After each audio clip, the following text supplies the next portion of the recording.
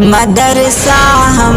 بھی جائیں گے، مدرسہ پڑھنے جائیں گے۔ تمام صحابہ کرام رضی اللہ عنہم مومن تھے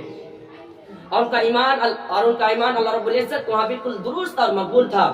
اور ان کا ایمان مثال ایمان تھا۔ اللہ رب العزت ان کے ایمان کو تمام لوگوں کے لیے نمونہ قرار دیا ہے۔ اللہ رب العالمین سورہ بقرہ آیت نمبر 13 میں ارشاد فرماتا ہے وَإِذَا قِيلَ لَهُمْ آمِنُوا كَمَا آمَنَ النَّاسُ قَالُوا أَنُؤْمِنُ كَمَا آمَنَ السُّفَهَاءُ أَلَا إِنَّهُمُ السُّفَهَاءُ وَلَكِنْ لَا يَعْلَمُونَ۔ اور جب ان سے کہا جاتا ہے یعنی صحابہ کرام رضی اللہ عنہم کی طرح تم بھی ایمان لاؤ، تو آپ کہتے ہیں کہ ہم ایسا ایمان لے آؤ جیسا بیوقوف نے ایمان لایا۔ خبردار ہو جاؤ، لیکن خود اپنا بیوقوف ہے، کچھ نہیں جانتا ہے۔ اللہ تعالیٰ سورہ بقرہ میں پھر آیت نمبر 137 میں ارشاد فرماتا ہے فَإِنْ آمَنُوا بِمِثْلِ مَا آمَنْتُمْ بِهِ فَقَدِ اهْتَدَوْا وَإِنْ تَوَلَّوْا فَإِنَّمَا هُمْ فِي شِقَاقٍ فَسَيَكْفِيكُمُ اللَّهُ وَهُوَ السَّمِيعُ الْعَلِيمُ۔ اگر وہ ایمان لائے اس پر تم جیسا ایمان تو ہدایت پا گئے اور انہوں نے منہ پھیرا، بے شک وہی جد میں ہے، ان قریب اللہ تعالیٰ آپ کے لیے اور ان کے مقابلے میں کافی ہوگا، اور وہ بہت سننے والا ہے اور بہت جاننے والا ہے۔ خالق کائنات نے یہودیوں اور منافقوں کے لیے صحابہ کرام رضی اللہ عنہم کے ایمان کو نمونہ اور معیار قرار دیا ہے، اور جن یہودیوں نے صحابہ کرام رضی اللہ عنہم کو بھلا برا کہا، انہیں اللہ تعالیٰ نے بیوقوف اور نادان قرار دیا ہے۔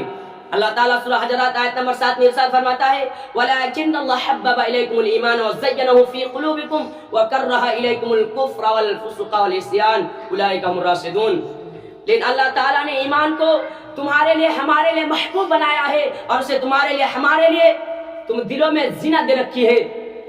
میرے پیارے بھائیوں، اور کفار کو اور گناہ کو اور نادان کو تمہارے لیے ہمارے لیے سب لوگوں کے لیے ناپسندیدہ بنایا ہے، یہی لوگ راہ یافتہ تھے۔ اور صحابہ کرام رضی اللہ عنہم نے بہت بڑی اسلام کے خاطر بہت بڑی قربانیاں دی ہے۔ ان میں سے حضرت بلال رضی اللہ عنہ ہے، جیسے کہ حضرت بلال رضی اللہ عنہ امیہ بن خلف زہمی کے غلام تھے، بلکہ امیہ اسے خود رسی سے باندھ دیتے اور لوگوں مکہ کے آوارے مکہ کے کافروں کو دے دیتے اور جاؤ اسے مکے کے پہاڑوں میں گھماتے پھراتے، بلکہ امیہ اسے خود باندھ دیتا، ڈنڈے سے مارتے، بلکہ ڈنڈے سے مارتے تھک جاتے تھے تو بھی نہیں چھوڑتے تھے۔ میرے پیارے بھائیوں، حضرت بلال رضی اللہ عنہ کو بلکہ کوئلے میں آگ لگا دیتے اور اس کو لٹا دیتے، جب تک آگ نہیں بجھتے تھے اس وقت تک حضرت بلال رضی اللہ عنہ کو اس آگ پر رکھتے تھے، بلکہ اس کے پیٹ سے چربی نکل جاتے تھے تو بھی نہیں چھوڑتے تھے، اور اس کو کھانا پینا نہیں دیتے تھے، بلکہ بھوکا پیاسا رکھتے تھے، اور اس کے سینے پر بھاری پتھر رکھ دیتے تھے، پھر اس کے زبان سے لفظ نکلتا تھا احد احد، یعنی اللہ ایک ہے، اللہ ایک ہے۔ میرے پیارے بھائیوں، اور ایک واقعہ ہے حضرت عمار بن یاسر رضی اللہ عنہ بنو مخزوم کے غلام تھے، انہوں نے اور اس کے والدین نے جب اسلام لایا تو ان مشرکوں پر قیامت ٹوٹ پڑی، بلکہ ابو جہل نے عمار بن یاسر اس کے والدین کو بلایا اور بولا کر یاسر کو سزا دینے لگا، بلکہ مکے کے پتھرے زمین پر تپیس کی سزا دیتے تھے، اور ایک بار تپیس کی سزا دیتے رسول اللہ صلی اللہ علیہ وسلم وہاں سے گزرے اور رسول اللہ صلی اللہ علیہ وسلم نے فرمایا یاسر صبر کرنا آپ کا ٹھکانہ جنت ہوگا، بلکہ یاسر ظلم کی تاب نہ پا کر وفات پا گئی، اور اس کے بعد حضرت سمیہ رضی اللہ عنہا کو ابو جہل نے ننگا کر دیا، جیسا کوئی بچہ پیدا ہوتا ہے اسی طرح پورا اس کے بدن سے کپڑا کو اتار دیا، اور اسے کہا کہ تم محمد صلی اللہ علیہ وسلم کے دین کو چھوڑ دو، لیکن انہوں نے نہیں چھوڑا، بلکہ ابو جہل نے غصے سے ان کے سانگا پر نیزے مار کر شہید کر دیا، اور وہ پہلی شاہدہ تھی۔ اسی طرح اس کے بیٹے حضرت عمار کو اسی طرح اس کی سختی سے سلسلہ جاری کیا، بلکہ اسے کبھی پانی میں ڈبایا جاتا تھا اور کبھی اس کے سینے پر سرخ پتھر رکھ دیا جاتا تھا، اور اسے تپیس میں سزا دیتے تھے۔ میرے پیارے بھائیوں، بلکہ اسے کہتے تھے اگر تم محمد صلی اللہ علیہ وسلم کو گالی نہ دو گے اور لات اور عزا کے بارے میں تم کلمہ نہ کہو گے تو تمہیں ہم اس وقت نہیں چھوڑیں گے، بلکہ وہ مجبوراً ہو کر مان لیا، اور رسول اللہ صلی اللہ علیہ وسلم کے پاس روتے ہوئے گیا، اللہ تعالیٰ نے اسی وقت قرآن مجید میں آیت نازل فرمایا، سورہ نحل آیت نمبر 106 میں آیت ہے من کفر باللہ من بعد ایمانہ الا من اکرہ وقلبہ مطمئن بالایمان، جس نے ایمان لانے کے بعد کفر کیا وہ بہت بڑا ظلم کیا،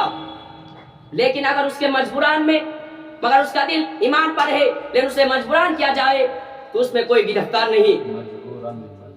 مجبور کیا جائے تو اس میں کوئی گرفتار نہیں۔ میرے پیارے بھائیوں، اور آج کل کے لوگ کا ایمان ایسا ہے، اور کوئی کافر کوئی مشرک اور اسے تلوار دکھائے یا بندوق دکھائے تو ایمان چھوڑ سکتا ہے، لیکن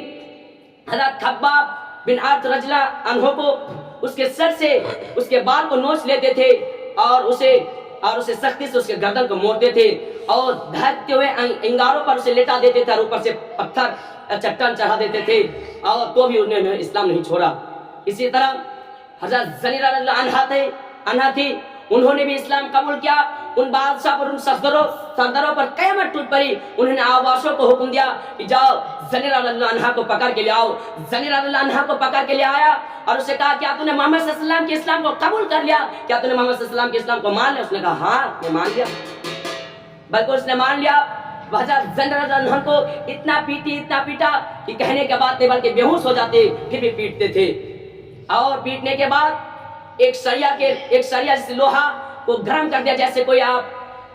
جیسے کوئی اس کے پاس جاتے ہیں تو قاعدہ پٹاتے ہیں یا ہنسوا پٹاتے ہیں, اس کے پاس جاتے ہیں تو قاعدہ کو پٹانے کے لیے لال گری کر دیتا ہے, اسی طرح لال کر دیا, اس کے آنکھوں پر ڈال دیا, بلکہ اس کا آنکھ جل گیا. اس وقت ابو جہل کہتے ہیں ہمارے لات اور عزت تمہارے کچھ نہیں بگاڑ سکتے تھے, تم کہتی تھی, لیکن ابھی تمہارے دونوں آنکھ کو اندھا کر دیا. حضرت زنیرہ رضی اللہ عنہا کہتے ہیں الا لات ضر اللات والعزى, خبردار تمہارا لات اور عزا میری کچھ بگاڑ نہیں سکتا, بلکہ ما اذهب نصاری الا اللہ, میری بنائی تو اللہ کے حکم سے گئی ہے. اللہ تعالیٰ نے اس کی کلمہ سنتے فوراً اللہ تعالیٰ نے اس کا آنکھ کو واپس کر دیا. سبحان اللہ, یہ کیسا ایمان تھا. پھر اللہ رب العالمین سے دعا کہوں کہ ہم تمام مسلمان بھائیوں کو اس جیسا ایمان لانے کی توفیق دے. آمین.